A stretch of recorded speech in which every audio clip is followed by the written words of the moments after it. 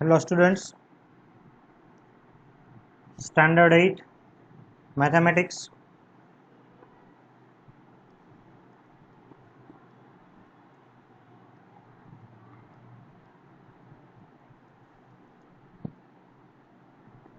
Chapter 1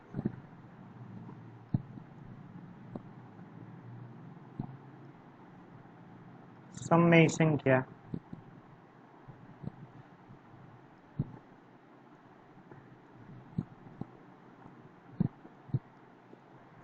તો આપણે બધા સૌથી પહેલા પ્રાકૃતિક સંખ્યાથી પરિચિત છીએ.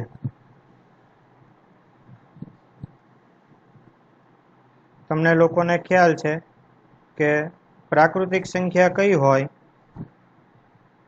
તો 1 થી શરૂ થાય. 1, 2, 3, 4 આમ અનંત સુધી જે સંખ્યા આવેલી હોય એને પ્રાકૃતિક સંખ્યા કહેવાય. એને આપણે સંકેતમાં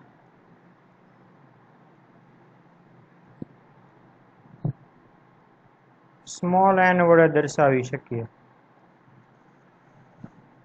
ત્યારબાદ બીજો જે આવે છે એ છે પૂર્ણ સંખ્યાનો ગણ.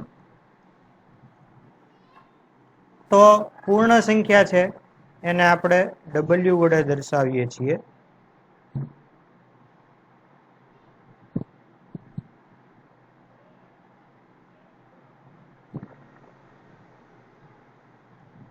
એ સંખ્યાઓ જે છે એની શરૂઆત થાય છે 0 થી.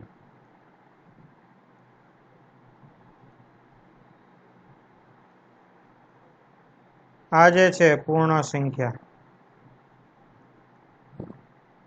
એનો સંકેત જે છે એ છે w. ત્યારબાદ આવશે પૂર્ણાંક સંખ્યા.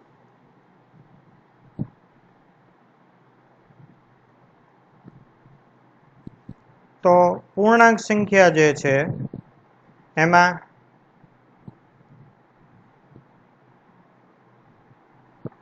તો કે તમામ ધન સંખ્યા,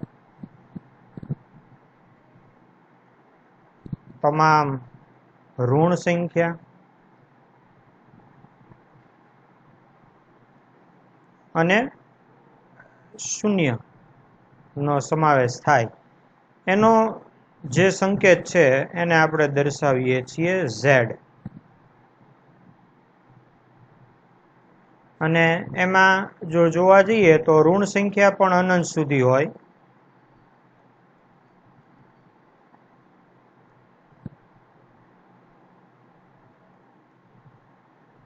અને ધન સંખ્યા પણ અનંત સુધી હોય. આ રીતે આવેલી હોય. ત્યારબાદ આગળ સમય સંખ્યા. તો આ સમય સંખ્યા જે છે એને આપણે q વડે દર્શાવીએ છીએ. અને આ સંખ્યા જે છે એનું સ્વરૂપ છે એ આ પ્રકારે હોય a/b, જ્યાં a belongs to z અને b belongs to n. આનું ઉદાહરણ લઈએ. કઈ કઈ સંખ્યા છે એ સમય સંખ્યા હોય તો દાખલા તરીકે 4/5 અંશ અને છેદ વાળી સંખ્યા. ત્યારબાદ જોવા જઈએ તો 8/3. ત્યારબાદ -5/18, -3/8. પછી 4 પણ સમય સંખ્યા કહેવાય, કારણ કે 4 કાંઈ ન હોય તો એના છેદમાં આપણે 1 લખી શકીએ. તો આ બધી જે સંખ્યા છે એ સમય સંખ્યા કહેવાય.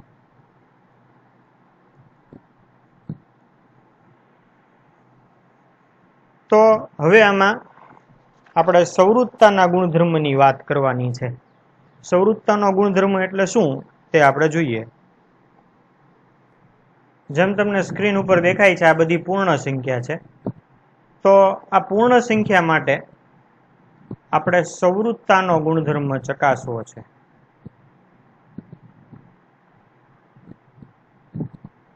તો સંવૃત્તાનો ગુણધર્મ એટલે શું? તો કોઈ પણ બે સંખ્યા માટે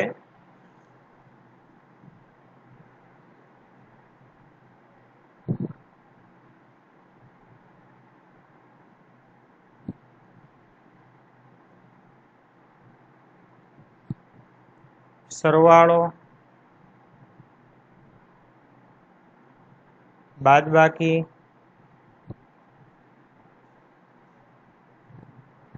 ગુણાકાર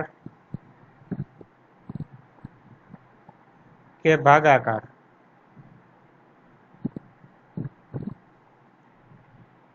કરતા પરિણામ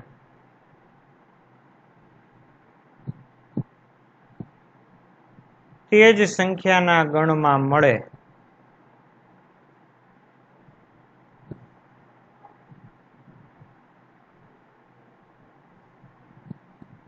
તો તે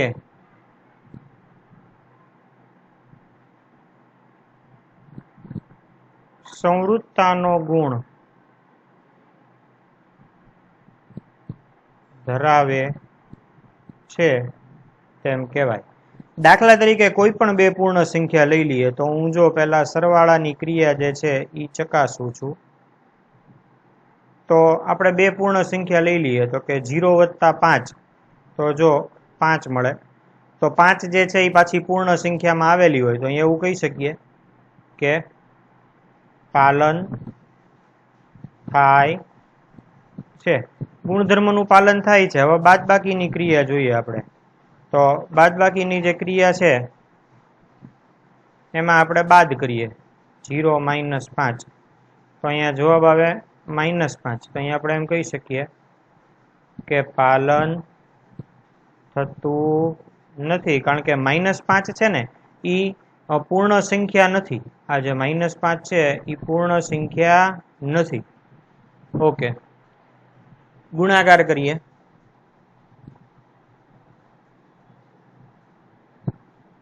તો જો કોઈ પણ બે સંખ્યાનો ગુણાકાર કરીએ, દાખલા તરીકે 0 × 5, તો જો એ 0 આવે તો 0 છે એ પાછી પૂર્ણ સંખ્યા છે. તો આપણે એમ કહી શકીએ કે પાલન થાય છે. પણ હવે જો આપણે ભાગાકાર કરીએ, માની લો કે, તો અહીંયા 5/, જો તમે 0 કરો તો 5/0 કરો તો અહીંયા જવાબ જે છે એ શક્ય નથી. આનો જવાબ જે છે એ શક્ય નથી. તો અહીંયા આપણે એવું કહી શકીએ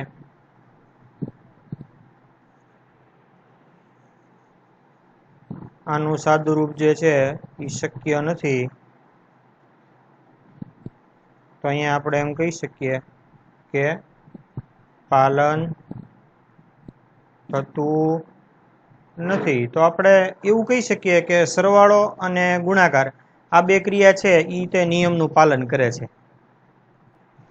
ઓકે, તો નેક્સ્ટ જે છે એ પૂર્ણાંક સંખ્યા માટે જોવાનું છે. તો અહીંયા અમે પૂર્ણાંક સંખ્યાનું લિસ્ટ બનાવ્યું છે. તમે જુઓ -2, -1, 0 જે છે આ બધી પૂર્ણાંક સંખ્યાઓનું લિસ્ટ છે. તો પૂર્ણાંક સંખ્યાઓની જો આપણે વાત કરીએ તો આ બધી સંખ્યાઓ જે છે એ પૂર્ણાંક સંખ્યાઓ છે. એમાં સંવૃત્તાનો ગુણધર્મ માટે આ જ રહે છે. કોઈ પણ બે સંખ્યાનો એનો સરવાળો, કોઈ પણ બે સંખ્યાનો બાદબાકી, કોઈ પણ બે સંખ્યાનો ગુણાકાર અને કોઈ પણ બે સંખ્યાનો ભાગાકાર જો કરતા જવાબ ઈ જ પૂર્ણાંક સંખ્યા જ આવે તો જે છે એ સંવૃત્તાના ગુણધર્મનું પાલન કરે છે તેમ કહેવાય, નહીતર ન કહેવાય. તો એ રીતે આપણે આગળ વધીએ. તો બે પૂર્ણાંક સંખ્યાઓ લઈએ અને એના સરવાળા વિશે વાત કરીએ.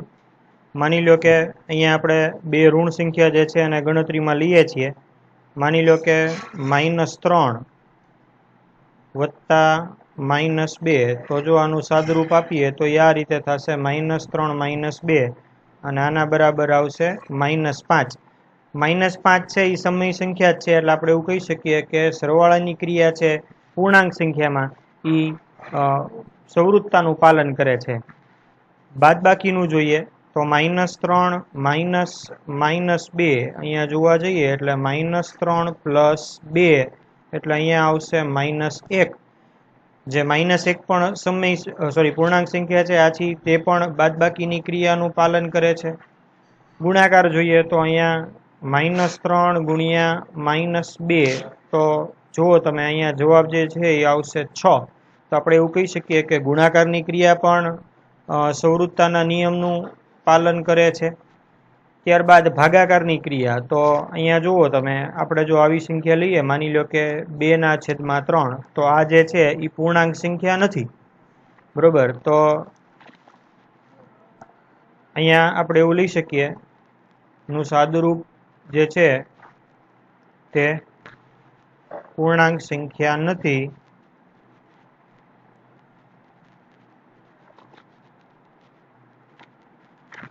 આથી પાલન થતું નથી.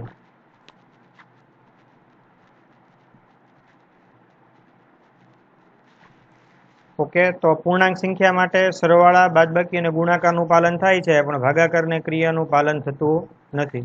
ઓકે, ત્યારબાદ હવે સમય સંખ્યા માટે જોઈએ. નેક્સ્ટ, તો અહીંયા જુઓ, સમય સંખ્યાની વિગત આપી છે. સમય સંખ્યાને આપણે અંશ અને છેદ એટલે કે પીના છેદમાં ક્યુ વડે દર્શાવી શકીએ છીએ, જ્યાં પી બિલોંગ્સ ટુ ઝેડ છે અને ક્યુ બિલોંગ્સ ટુ એન છે. સમય સંખ્યાના જો કેટલાક ઉદાહરણ જોઈએ તો આ બધા જે છે એ સમય સંખ્યાના ઉદાહરણ છે. 3/8, -5/4, અહીંયા -3/11, આ બધા જે છે એ સમય સંખ્યાના ઉદાહરણ છે. હવે એમાં આપણે સંવૃત્તાનો ગુણધર્મ ચકાસવાનો છે. તો અહીંયા કોઈ પણ બે ક્રિયા લઈને એનો સરવાળો જે છે એ ગણીએ છીએ. તો સરવાળા માટે આપણે બે સમય સંખ્યાના ઉદાહરણ લઈએ. દાખલા તરીકે 1/2 અને 3/2. અને જો આપણે આનું સાદુરૂપ આપીએ તો અહીંયા આમ આવશે 1 + 3/2, એટલે અહીંયા 4/2, અને એના બરાબર અહીંયા થાય છે 2. તો આપણે એવું કહી શકીએ કે આ જે છે એ સમય સંખ્યા જે છે એ સરવાળાના નિયમનું, આ બે જે છે એ સમય સંખ્યા છે, એટલે આપણે એવું કહી શકીએ કે સરવાળાના નિયમનું પાલન થાય છે. બાદબાકીની ક્રિયા જે છે એ જોઈએ તો અહીંયા 1/2 - 3/2, અને આનું જો આપણે સાદુરૂપ આપવા જઈએ તો અહીંયા આવશે 1 - 3/2, એટલે અહીંયા -2/2, એના બરાબર આવશે -1. તો અહીંયા એવું કહી શકીએ આપણે કે બાદબાકીની ક્રિયા છે એ પણ સંવૃત્તાના નિયમનું પાલન કરે છે. ત્યારબાદ ગુણાકાર, તો અહીંયા 1/2 અને અહીંયા 3/2. જો આ બેનો ગુણાકાર કરીએ તો અહીંયા જવાબ આવશે 3/4. તો આપણે એમ કહી શકીએ કે ગુણાકાર જે પણ છે એ પણ સમય સંખ્યાના નિયમનું પાલન કરે છે. પણ અહીંયા જ્યારે ભાગાકારની વાત આવે તો સમય સંખ્યા જે છે એનો ભાગાકારની વાત આવીએ તો અહીંયા જુઓ તમે આ રીતે કરી શકો કે ભાઈ માની લો કે 5, તો એનો 0 વડે ભાગાકાર જે છે એ શક્ય નથી. તો આપણે એમ કહી શકીએ કે જેનું સાદુરૂપ જે છે એ શક્ય નથી. આની ઉપરથી આપણે એમ કહી શકીએ કે સમય સંખ્યા જે છે એ ભાગાકારની ક્રિયાનું પાલન કરતું નથી.